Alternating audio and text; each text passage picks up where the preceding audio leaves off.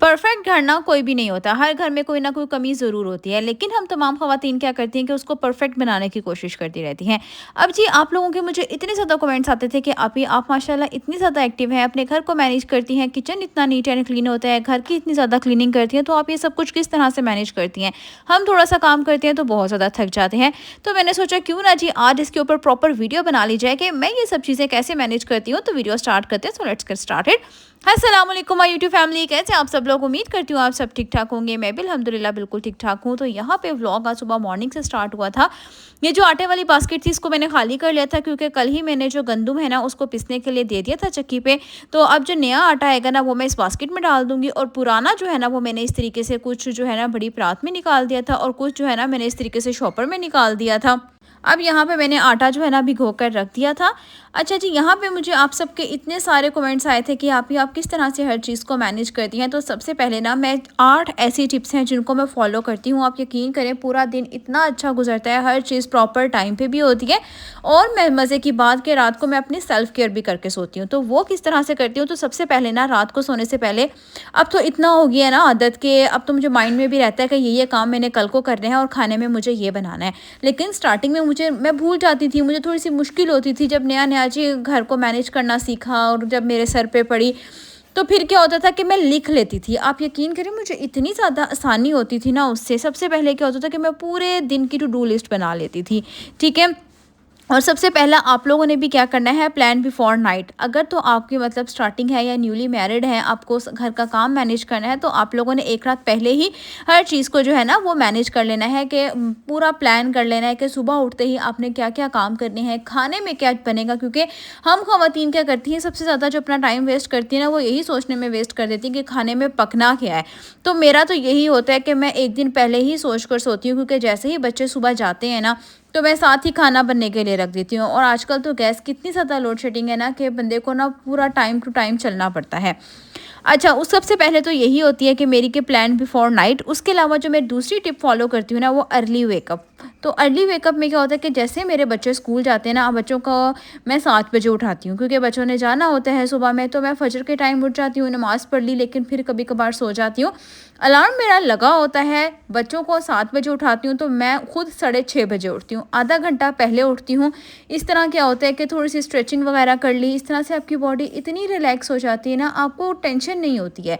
और साथ ही साथ क्या होता है कि फिर आप बड़े आराम से बच्चों के लिए, अपने लिए भी ब्रेकफास्ट बना लेते हैं, लंच इजीली जो है ना वो तैयार कर लेते हैं, वो हबर-दबर नहीं पड़ती है। तो आप भी कोशिश करें कि कोई सा भी आपने जितने बजे मतलब आप उठ रही हैं ना, उससे आधा घंटा पहले जो है ना वो कोशिश कर लें उठने की। उसके अलावा जी मेरी कोशिश होती है कि मैं हेल्दी ब्रेकफ़ास्ट खाऊँ। पिछले दिनों काफ़ी ज़्यादा मेरे से हो रहा था कि मैं हेल्दी नहीं खा रही थी। हेल्दी मतलब कि कभी पराठे खा लिए, एक तो वज़न मेरा इतना ज़्यादा गेन हो गया था। फिर उसके अलावा क्या था कि मुझे मेरे दांतों में बहुत ज़्यादा इन्फेक्शन था। अब वो किस वजह से था? क्योंकि प्रॉपर डाइट ना लेने की वजह से, कोई मल्टीविटामिन नहीं मैं खा रही थी, और मुझे वो अभी तक चल रहा था 3 मंथ्स। डॉक्टर्स ने कहा कि आप प्रॉपर प्रोटीन इंटेक नहीं कर रही हैं, जिसकी वजह से आपके दांतों के ऊपर इफ़ेक्ट हो रहा है। अब क्या है कि मैं प्रॉपर प्रोटीन कोशिश करती हूँ कि ले लूँ, लेकिन बीच में मेरा होता है क्योंकि गर्मी है और अंडे प्रोटीन का बेहतरीन सोर्स है, तो मेरी कोशिश होती है कि मैं ना ही लूँ। लेकिन आजकल जो है ना फिर मुझे एक ना एक ज़रूर खाना पड़ता है, चाहे मैं उसको सैंडविच के अंदर डाल के खा लूँ या मैं उसको सिंपल बॉयल करके खा लूँ। तो यहाँ पे मैं साथ साथ अपने हस्बैंड के लिए नाश्ता बना रही थी, तो प्रोटीन वगैरह के लिए जी यहाँ पे मैंने शामी कबाब भी बना के रखे हुए हैं। अब मैं क्या करती हूँ, एक ब्रेड का पीस लिया, उसके ऊपर थोड़ा सा मेयोनेज़ और केचप लगा लिया, उसके अंदर मैंने रखा जी साथ में ऑलिव्स रख लिए थोड़े से, और यहाँ पे एग को बॉयल करके ना इस तरह से मैं ये एग कटर लेकर आई हुई थी। इतना बेहतरीन ये काम कर रहा है ना, तो बस इस तरीके से इसमें काटा और इसके अंदर रख लिया। क्योंकि ना इस तरह से सिंपल अगर फ्राई एग हो या फिर बॉयल एग हो ना, इस तरह से खाया नहीं जाता गर्मियों में, उसमें से बहुत ज़्यादा स्मेल आती है मुझे। तो यहाँ पे जी मैंने अपने लिए सैंडविच बना लिया था। कोशिश करती हूँ कि हेल्दी ब्रेकफास्ट खाऊँ, ज़्यादातर जो है ना ऑयली चीज़ों से अवॉइड करूँ, तो वो हमारे हेल्थ के लिए ही अच्छा है। उसके अलावा मेरी हमेशा 3 प्रायोरिटीज़ होती हैं जिसको मैंने सेट किया हुआ होता है। सबसे पहले क्या होती है कि ब्रेकफास्ट है वो बनाना ही बनाना है। उसके अलावा बच्चे स्कूल गए हैं, तो मेन पहला काम है वो क्लीनिंग करना। अब सारे घर की क्लीनिंग मैं डेली नहीं करती, मैंने रूम्स रखे हुए हैं। एक रूम की कर ली डीप क्लीनिंग, अगले दिन दूसरे रूम की कर ली, उससे अगले दिन तीसरे रूम की कर ली, एक दिन डाइनिंग हॉल की कर ली। इस तरह से मुझे बहुत ज़्यादा आसानी हो जाती है, मैं थकती नहीं हूँ। आप भी कोशिश करेंगे अपने जो है ना एक प्रायोरिटीज़ रख लें।